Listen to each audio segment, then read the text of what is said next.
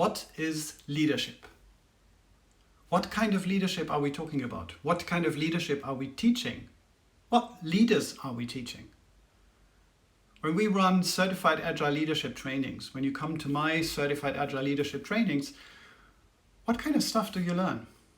And who could you or should you or might you be when you're most benefiting from these trainings? My definition of leadership, and that's a working definition for a course in improving leadership, is making a difference with intention. Leadership is making a difference with intention. Why? We are always making a difference. No matter what we do or don't do, it does make a difference. I show up to a meeting, it makes a difference. I don't show up to a meeting, it makes a difference. Most of the time, we're not aware what impact we're having, what difference we're making. So first thing we need to grow is our awareness of our impact, our awareness of the difference we're making. The second thing I want to grow as a leader, I want to make the difference I want to be making. I don't want to make a difference by accident. I want to work on my intention. I want to bring something into the world. I want to grow something specific. And I want to make that difference. So I need to check, is the difference I'm making actually the difference I wanted to make, or is it something else? Is my behavior, my activity serving the purpose that I want, or isn't it? So with this working definition, leadership is making a difference with intention. We can work on our awareness of intention.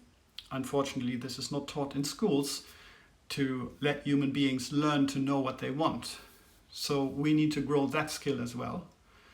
So I'm working on awareness of my intention, awareness of my impact, and I can work on closing that difference so that I get better at it. And that is what I call leadership agility.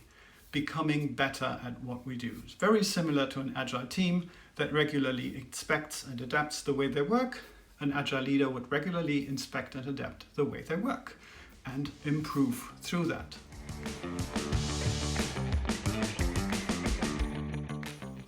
Another way of looking at leadership is taking responsibility. So responsibility is an important topic in our classes, and we've just recently talked to Christopher Avery, who is the responsibility guru.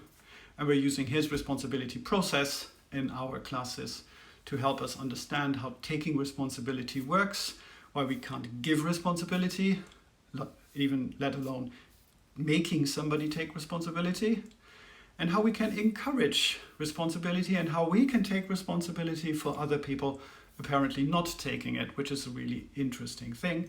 And coming back to what I alluded to in the last leadership lesson, the rescuer trap. When we try to rescue people who don't take responsibility.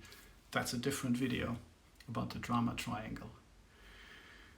Another interesting topic, which also deserves its own video, is what's the difference between leadership and management? And I only want to say this. Yes, there is a difference. Yes, it matters. But that doesn't mean that there are leaders and managers. They're not separate people. Everyone, for everything they do, they need to manage and lead. Otherwise, we're not getting anywhere.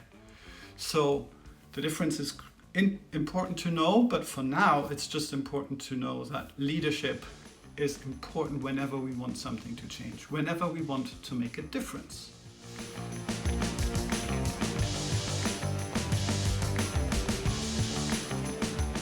And what difference do we want to be making as leaders? Leaders are taking responsibility for making other people more effective. They wouldn't pay me as a leader, and very frequently we get paid more than the people we lead. They wouldn't pay me the big bucks if they weren't a lot better with my leadership than without it. So I need to understand how they become more effective, which means I need to understand my impact on them, and I need to understand how they work. So I need to invest more time in understanding myself and others than they need to do. I need to understand individual human dynamics, the group human dynamics, the systemic dynamics of a system of people working together. And above all, I need to understand my own dynamics, my own shortcomings, my own emotions, my own psyche, my own self, I need to be very self-aware in order to be a good or great leader. So how do I become a leader? Reflection. Reflection is the most important tool. Reflection is what a mirror does, and that's a nice metaphor, because a mirror shows me in most cases where the real problem is, and it shows me the only thing I can ever really change. Which means that change will always start with me. Whenever I observe something in the system that I don't like, that I don't appreciate, that I want to be different, the first question I need to ask myself is, how did I create this? How can I take full responsibility, full ownership for things being as shitty as they are, or as slow as they are, or as ineffective as they are, whatever it is that I don't like and that I want to change. So the reflection is the first thing that I need to do. And mirrors are not really helping us for real, because the mirror that I use in the bathroom is only showing me my outside.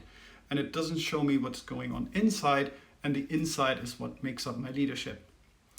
Unfortunately, for our own reflection inside, we are badly equipped with our senses, with our perception. Our brain has so many blind spots when it comes to knowing ourselves that we need other people to understand ourselves better. And this is what my leadership classes are all about. They're full of tools that you can take during the training and especially after the training to continue to use to improve your self-reflection with other people. So you can take the tools, take them into your company and grow the awareness of what difference is what we're doing actually making, what impact are we actually having, what's the evidence of that impact, so that we become outcome-based, data-driven, and actually make better decisions, and what's the intention, so that we're very clear individually and as a group, as an organization, with our customers, to know what we want, to measure the difference to where we want to be, so that we can make deliberate progress faster and faster. That's where the organizational agility, the business agility comes from, that everybody's talking about.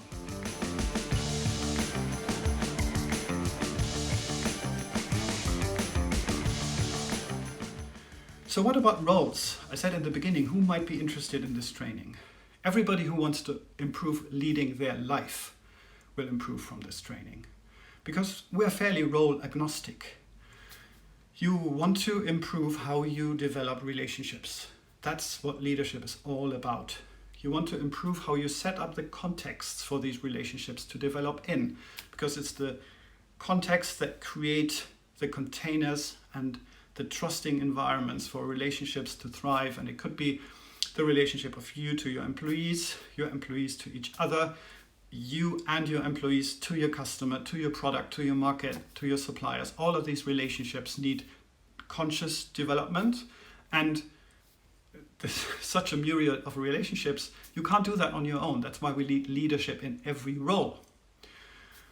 The other thing is that we want something to grow in the organization. We're not developing the relationships just for the sake of developing relationships.